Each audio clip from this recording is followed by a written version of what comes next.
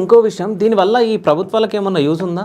అంటే వీళ్ళకి రెవెన్యూ కానీ ఏమైనా వచ్చేది ఉందా? ఇది రెవెన్యూస్ అంటే రొటీన్ సేల్స్ నుంచి వచ్చే జిఎస్టీలు, మ్యానుఫ్యాక్చరింగ్ కంపెనీస్ వచ్చే ఇన్కమ్ ట్యాక్స్లు ఇవే ఉంటాయి బ్రదర్. నేను అనేది ఏంటంటే గవర్నమెంట్స్ కూడా నేను చెప్పే నెంబర్స్ మీరు అన్నట్టు నూహించారు దీంతో అసలు వాళ్ళకు కూడా ఎట్లా తెలుస్తుంది? సో ఇది ఖచ్చితంగా మీలాంటి మీడియా మిత్రులందరూ దీన్ని ఇచ్చేస్తేనే గవర్నమెంట్ దృష్టికి పోగలుగుతుంది.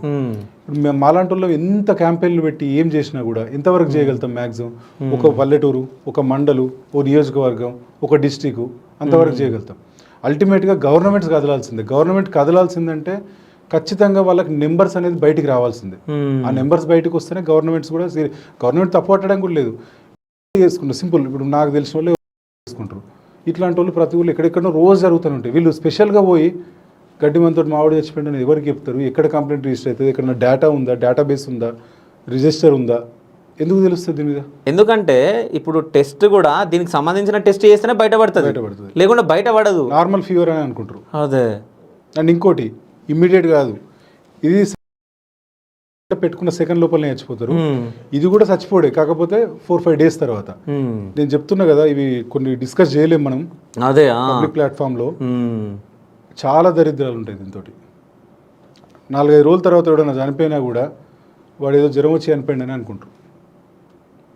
సో ఇట్లా అనేది కూడా తెలియదు. మిస్యూజ్ అయ్యే ఛాన్సెస్ అవుతున్నాయి కూడా బ్రదర్. ఏం చెప్పాలి? అదే. సో ఇట్లాంటివి జరగకుండా ఉండాలి అంటే గవర్నమెంట్ కూడా బ్యాన్ చేయాలి. అంటే ఇంత చెప్పిన తర్వాత కూడా వాళ్ళు ఏం చేయకుండా ఉంటే వేస్ట్ కదా. 100% బ్యాన్ చేయాలి. ఇప్పుడు నేను చెప్తున్నది నిజమా కాదా అనేది జస్ట్ ఇప్పుడున్న టెక్నాలజీకి, ఇప్పుడున్న కమ్యూనికేషన్, ఈ ఇంటర్నెట్ యుగంలో ఈ డేటా తీయడం అంతా వారం కంటే ఎక్కువ పట్టదు బ్రదర్. ఏముంది, సింపుల్గా స్టేట్ గవర్నమెంట్ ఇనిషియేషన్ తీసుకుంటే 32 జిల్లాలు ఉన్నాయి, 32 మంది ఆఫీసర్స్ ఉంటారు.